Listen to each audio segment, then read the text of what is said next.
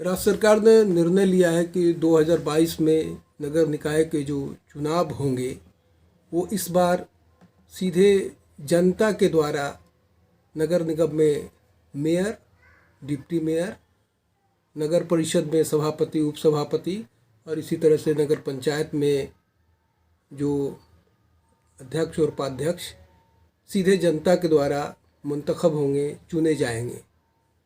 तो ऐसे में राज्य के जो जनप्रतिनिधि हैं, जो बुद्धिजीवी हैं, उनकी क्या सोच है, वो क्या सोच रखते हैं, इसी सिलसिले में मैं अभी प्रदेश अल्पसंख्यक जदयू के उपाध्यक्ष श्री इब्रार अंसारी साहब, जो वार्ड 8 के पार्षद भी हैं, उनसे हम जानेंगे कि जो सरकार का निर्णय है तो ये कितना अच्छा है, ख़राब है, ये इन्हीं समझानेंगे। सर, पहले सबसे आपका शुक्रिया कि आपने वक्त निकाला। तो जो जनता के द्वारा जो प्रत्यक्ष मेयर और उप मेयर का जो चुनाव होना है, तो आप इसको किस नज़रिए से देखते हैं? देखिए, मैं बिहार सरकार के इस कदम का तहे दिल से स्वागत करता हूं। ये जो सरकार ने जो निर्णय लिया है कि अब जनता के द्वारा जिस तरह से पार्षद का चुनाव होता था उसी तरह से मेयर और डिप्टी मेयर का भी होगा, ये बिल्कुल स्वागत योग्य है। क्योंकि इससे पहले जो पार्षद जो चुनते थे उसमें सबसे बड़ा जो परेशानी था या जो आरोप लगता था वो हॉर्स ट्रेडिंग का लगता था। बड़े पैमाने पर पैसे का खेल होता था और जिनके पास धन है, चाहे उसके पास काबिलियत है कि नहीं है, लेकिन पैसे के बल पर वो उस कुर्सी पर आ जाते थे और मेयर एक नगर निगम का सबसे प्रथम नागरिक और उच्च जो है कुर्सी होता है, और इस पर एक ऐसी महिला हो या एक ऐसा पुरुष हो जो बिल्कुल लेमैन हो, जिसके पास कोई इल्म नहीं। अब आप गौर करें, जिसका आयुक्त जो है एक आईएएस हुआ करता है और वो उनका सचिव होगा, सचिव आईएएस है और अध्यक्ष जो है बिल्कुल जाहिल है, गंवार है। तो बताइए, इन दोनों के बीच में कौन सा कोऑर्डिनेशन होगा? मेयर और उप मेयर के लिए क्या न्यूनतम शैक्षणिक पात्रता भी होनी चाहिए? हमारे हिसाब आपने कहा कि सचिव आईएएस होते हैं और अध्यक्ष अगर निपट मूर्ख हो तो ऐसे में जो समन्वय है, कोऑर्डिनेशन नहीं बन पाएगा, नगर की तरक्की नहीं हो पाएगी। क्या आप इससे सहमत हैं? आप ही ने कहा। हाँ, बिल्कुल मैं इससे सहमत हूँ। दोनों में कोऑर्डिनेशन नहीं हो पाता है। तो कोऑर्डिनेशन के लिए दोनों का पढ़ा लिखा होना चाहिए, न्यूनतम समझ होनी चाहिए। बिल्कुल होनी चाहिए। कम से कम इतना तो मेयर के लिए इतना जरूरी एजुकेशन हो कि वो कम से कम अपने डॉक्यूमेंट्स को अच्छी तरह से देख सके, पढ़ सके और आईएएस के साथ, अपने सचिव के साथ उसका तबादला ख्याल कर सके, उनसे जो है विचार विमर्श कर सके। क्योंकि आप एक राजनीतिक दल से, सत्ताधारी दल से एक नुमाइंदगी भी करते हैं, प्रदेश उपाध्यक्ष भी अल्पसंख्यक के, तो क्या इन चीज़ों को आपने अपने पार्टी के नेता के समक्ष रखा कि कम से कम राज्य निर्वाचन आयोग जो है वो निर्णय लेता है, तो कहीं ना कहीं सरकार अगर इस पर ध्यान देगी तो ये एक जो कह सकते हैं कि मामला एक शहर के लोगों के लिए भी एक अच्छा बनेगा? ये हमारी सोच है और आपको पता है कि ये देश प्रजातंत्र है और चुनाव में जो लोग खड़े होते हैं उसमें कोई योग्यता है ना, अभी तक अनिवार्य नहीं किया गया। योग्यता अनिवार्य नहीं किया गया है। हाँ। लेकिन नगर के विकास के लिए मेयर और डिप्टी मेयर जैसे पद के लिए कम से कम न्यूनतम शैक्षणिक योग्यता तो होनी चाहिए। बिल्कुल होनी चाहिए, तो मैं कह ही रहा हूँ। भारतीय स्तर पर भले नहीं हो, हाँ, ये मैं कह रहा हूँ कि बिल्कुल होनी चाहिए। ये तो राज्य सरकार के ही है। हाँ, ये सरकार के अधिकार में, लेकिन आज तक सरकार की तरफ से कहीं हम लोगों से इस मामले पर किसी तरह का कोई मशवरा नहीं लिया गया। तो मैं मशवरा दूं तो किसको दूं? एक होता कि मैं अगर मान पार्टी में हूँ, आप इस तरह की कोई बात हम लोगों के सामने आती तो जरूर मैं मशवरा देता कि इसमें जो है एक एजुकेशन, एक कम से कम न्यूनतम एजुकेशन इतनी होनी चाहिए जो कम से कम, जो हम हिंदुस्तान में हैं, हिंदी यहाँ जो है हमारी मातृभाषा है, जैसे बिहार में, तो कम से कम अच्छी तरह से हिंदी को वो पढ़ सके, समझ सके और इस पर जो है अपने सचिव माने नगर आयुक्त से डिस्कशन कर सके, ताकि वो जो है शहर की समस्याओं पर है ना अच्छी तरह से वो निर्णय लेने में सक्षम हो सके। तो यानी आपका कहना है कि सर्वांगीण विकास हो सकता है। हाँ। एक न्यूनतम शैक्षणिक अर्हता रखना चाहिए, भले ही सरकार इस चीज़ पर अभी ध्यान नहीं दिया है। और दूसरा मसला है कि जो वार्ड का भी प्रत्यक्ष निर्वाचन होता है। अगर भागलपुर की बात करें तो 51 वार्ड है, तो वार्डों की क्या भूमिका होगी इस बार? देखिए, वार्ड की भूमिका, वार्ड सदस्य का या वार्ड काउंसलर का तो कोई ज़्यादा भूमिका है नहीं। अब आप पूछेंगे कि भाई कोई भूमिका नहीं है। मैं जो देखता हूँ, चूँकि मैं पार्षद पति हूँ, तो सिर्फ जो है सामान्य बोर्ड में उनसे प्रस्ताव लिए जाते हैं और कुछ भी अधिकार एक पार्षद को नहीं दिया गया है। यहाँ तक के सफाई कर्मी अगर ठीक से सफाई नहीं कर रहा है तो इतनी भी उनके अधिकार नहीं है कि वो उसको हटा सके। इसके लिए वो जो है नगर आयुक्त को लिखेगा, उसको शिकायत करेगा, उस पर वो नगर आयुक्त निर्णय लेगा। और यहाँ जनता जो है वार्ड की ये समझते हैं कि भाई हमने पार्षद नहीं बल्कि मुख्यमंत्री चुन लिया है। तो पार्षद जब चुनाव में जाते हैं तो आश्वासन भी देते हैं और अपने मैनिफेस्टो में भी रखते हैं कि सफाई, सड़क, बिजली व्यवस्था ये सब हम देंगे। तो वार्ड से तो जनता पूछेगी ही कि आपने वादा किया था, आप ये काम नहीं कर रहे हैं। बिल्कुल सही है। और क्योंकि इसी मुद्दे पर चुनाव भी होता है, वार्ड में सबसे अहम चीज है वो सफाई है और उसकी जो प्राथमिकता है जनता की वो यही है कि भाई कम से कम उसको साफ सुथरा माहौल मिले, साफ सुथरा जो है गांव मिले, समय से पानी मिले, जो भी है नाली वगैरह सब की जो है सफाई, वो तो सफाई में ही आ गया, सफाई हो। हाँ।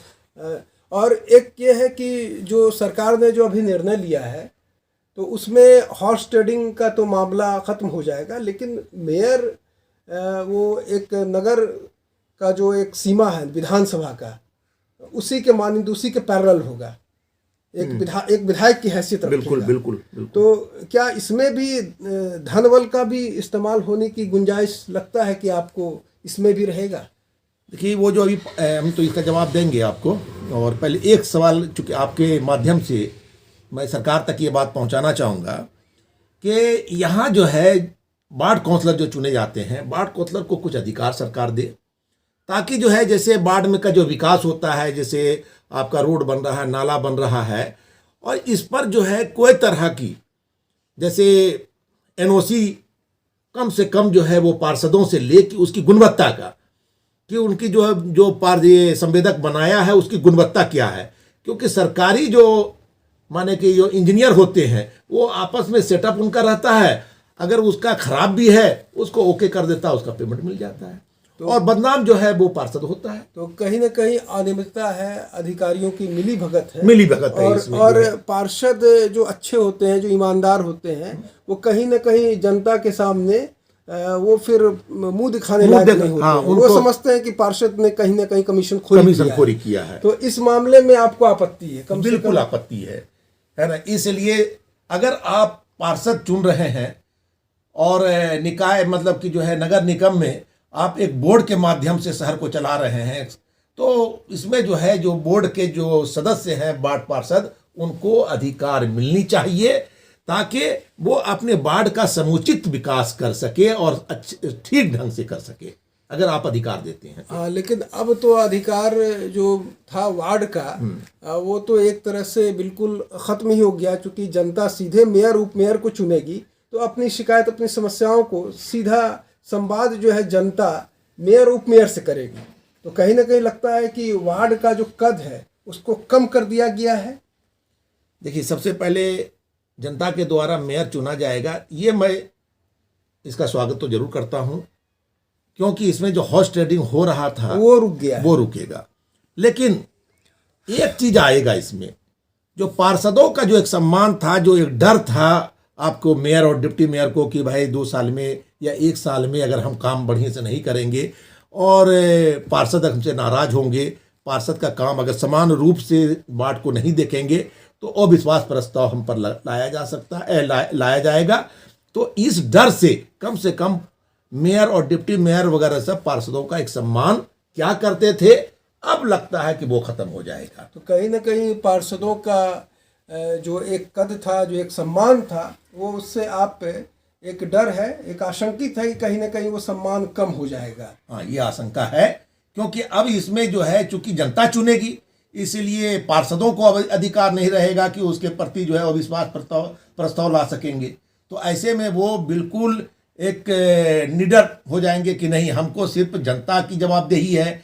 अब वो 51 वार्ड में किस तरह से काम करेंगे? अगर एक विधायक काम नहीं करते हैं तो चलिए जो है उनकी एक बैठक होती है विधानसभा में, तो वहाँ सवाल उठता है, लेकिन यहाँ तो एक सिर्फ नगर निगम में जो है एक निरंकुश हो जाएंगे। हाँ, निरंकुश हो जाने की जो है और संभावना इससे है। आपको कहीं ना कहीं लगता है कि वार्डों का जो साफ सफाई है और भी दूसरे जो काम है वो कहीं ना कहीं बाधित होगा, कि वार्डों को सम्मान मिलना चाहिए और उनको एक अधिकार मिलना चाहिए। हाँ, ये बिल्कुल होना चाहिए कि अगर जनता के द्वारा चुना जा रहा है तो फिर कुछ ऐसी व्यवस्था हो जो पार्षदों का अपना सम्मान बरकरार रहे, और पार्षदों का एक डर या पार्षदों के का जो एक वर्चस्व मेयर और डिप्टी मेयर के प्रति हुआ करता था वो बरकरार रहे, ऐसी भी व्यवस्था होनी चाहिए।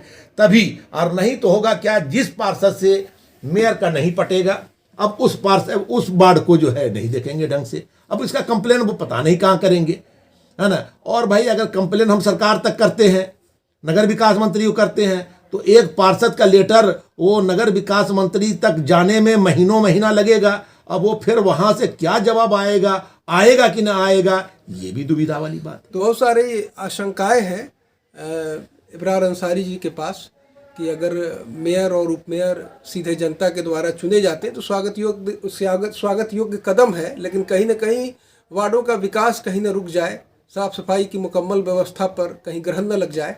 तो अब आपसे एक आखिरी सवाल, क्योंकि आप एक नामचीन शख्सियत हैं शहर के और सत्ताधारी दल से जुड़े हुए, तो क्या आप मेयर पद के लिए भी अपने आप को देखते हैं, प्रोजेक्ट करते हैं? देखिए, ये तो वक्त बताएगा, अभी तो दिल में ख्वाहिश ज़रूर है। अब देखिए आने वाला समय क्या रोस्टर रहता है, और अगर स्थिति सही रही तो ज़रूर मैं उम्मीदवारी के लिए जो है अभी मन बनाया है, और अपने जो शुभचिंतक हैं और आपके जो सर्किल में है, क्या उनसे आपने राय मशवरा लिया है कि खड़ा? हाँ, ये मशवरा चल रहा है और इस पर अभी पूरी तरह से निर्णय नहीं लिया है, लेकिन एक ख्वाहिश ज़रूर रखते हैं। और कुछ लोगों का भी कहना है कि भाई आप मेयर के लिए खड़े हों, है ना। इस पर मंथन चल रहा है, अब आने वाला समय फैसला करेगा, है ना। कोशिश तो रहेगा कि जो है अगर जनरल रहेगा तो मैं भी भाग्य को आजमाऊंगा। तो ये थे इब्रार अंसारी साहब, जिन्होंने दो टूक कहा, बिल्कुल मुखरता के साथ कहा कि अगर लोगों का अगर मेरे प्रति रहा आशीर्वाद और वो एक राय से अगर हमें कहेंगे कि मेयर के लिए लड़िए तो मैं बिल्कुल लड़ूंगा। तो सर, इसी शुभकामनाओं के साथ कि आप मेयर पद के प्रत्याशी के रूप में आए, उतरे, और बहुत बहुत धन्यवाद।